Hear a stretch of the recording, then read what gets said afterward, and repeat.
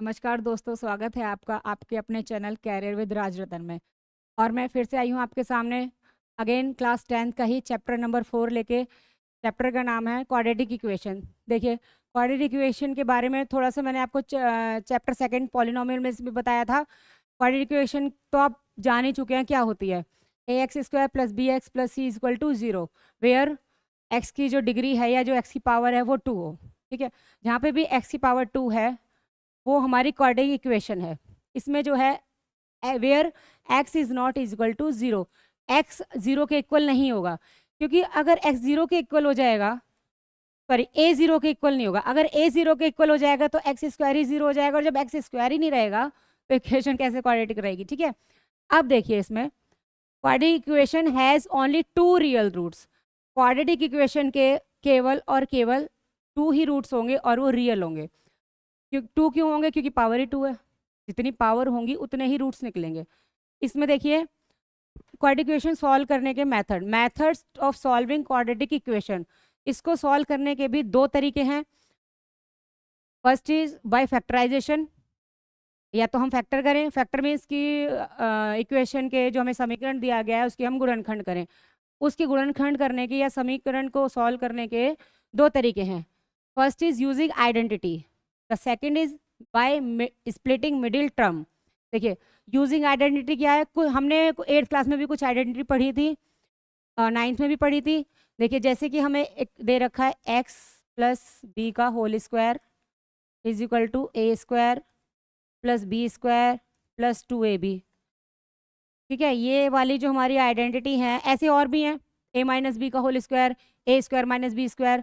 तो या तो हम कोई सी भी आइडेंटिटी यूज करके इक्वेशन को सॉल्व कर सकते हैं।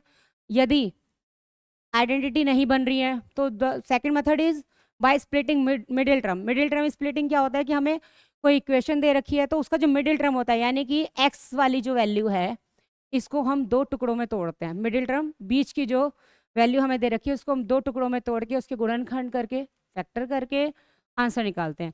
तो ये हमारे 2 मेथड हैं जो क्वाड्रेटिक इक्वेशन सॉल्व करने के हैं by factorisation. The second is, एक मेथड और है इसको सॉल्व करने के लिए जो हमें दिया गया है। आचार्य श्रीधर जो है वो गणितज्ञ थे, उन्होंने एक मेथड दिया था इसको क्वाड्रेटिक इक्वेशन सॉल्व करने के लिए। एक फॉर्मूला दिया था हमें। फॉर्मूला क्या था हमारा? इसमें डी जो है डिस्क्रिमिनेंट होता है। डी की वैल्यू हमें डी की वैल्यू होती है b² - 4ac। d is equal to b² - 4ac। The formula is, अगर क्वाड्रेटिक इक्वेशन है तो आपको पता है 2 रूट्स होंगे। 2 roots, one is alpha and the other one is beta. Alpha is equal to -b under root में b² - 4ac। b² - 4ac को हम अंडर रूट में d भी लिख सकते हैं upon 2a। Beta is -b plus under root में b² - 4ac upon 2a। तो ये हमारे 2 रूट्स हो गए, एक प्लस में आएगा और एक माइनस में आएगा। ठीक है, ये वाला जो फार्मूला है क्वाड्रेटिक इक्वेशन को सॉल्व करने के लिए आचार्य श्रीधर द्वारा दिया गया है। अब देखिए इसका हम एग्जाम्पल देखते हैं। सॉरी, पहले हम इसका वो देखते हैं, नेचर ऑफ रूट्स। ये जो मैंने अभी आपको बताया आचार्य श्रीधर ने, जो मैं फॉर्मूला, ये तो हमें समझ में आ गया। इसमें सिंपल हमें आइडेंटिटी लगानी या फिर मिडिल टर्म स्प्लिट करके हमने आंसर निकाल लिया। ये जो हमें फार्मूला दिया गया है, इस फार्मूले के बारे में हम थोड़ा सा समझेंगे।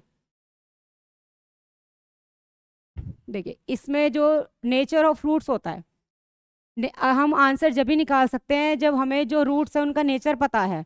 अगर हमें रूट्स का नेचर ही नहीं पता तो हम कैसे सॉल्व आउट करेंगे? अब देखिए, इसमें 3 केस बनते हैं। The first is d is greater than 0, यानी d की जो वैल्यू है, d मैंने अभी अभी आपको बताया था डिस्क्रिमिनेंट होता है, और जो d है हमारा b² - 4ac ये होता है। अगर इसकी वैल्यू 0 से ज़्यादा आ रही है, is greater than 0, then roots are equal and distinct. आपके 2 रूट्स निकलेंगे और दोनों रियल होंगे और डिस्टिंक्ट मीन्स अलग होंगे, रियल भी होंगे और अलग अलग होंगे। Second case is d is equal to 0। When d is equal to 0 then roots are real and equal. Roots तो यहाँ पे भी आपके रियल ही निकलेंगे लेकिन इक्वल, दोनों यानी सेम ही होंगे। जैसे कि यहाँ पे आपके रूट्स निकल सकते हैं 1 और 2, लेकिन यहाँ पे दोनों ही रूट्स 1 और 1 ही होंगे, रूट्स जो हैं वो हमारे सेम रहेंगे। अब देखिए थर्ड केस में क्या है, d इज लेस देन 0। अगर आपका d 0 से कम आता है, 0 से कम का मतलब माइनस में आएगा, 0 से कम तो माइनस ही होता है, तो हमारे roots are not equal, roots are not real, हमारे जो रूट्स हैं वो रियल नहीं है। तो अगर बी स्क्वायर माइनस 4ac या टी डिस्क्रिमिनेंट हमारा 0 से कम आ रहा है तो हमारे रूट्स रियल नहीं है। अगर रूट्स हमारे रियल नहीं है तो हम इसको सॉल्व नहीं करेंगे, इसके रूट्स निकलेंगे ही नहीं। ठीक है, इसमें ये अब आपको क्लियर हो गया होगा जो डिस्क्रिमिनेंट है उसके क्या नेचर है और कितने टाइप्स के होते हैं, उसको हम कब सॉल्व करते हैं। अगर रूट्स हमारे रियल नहीं आ रहे हैं तो हम बी स्क्वायर माइनस 4ac निकाल के ही छोड़ देंगे, उसके आगे हम सॉल्व नहीं करेंगे।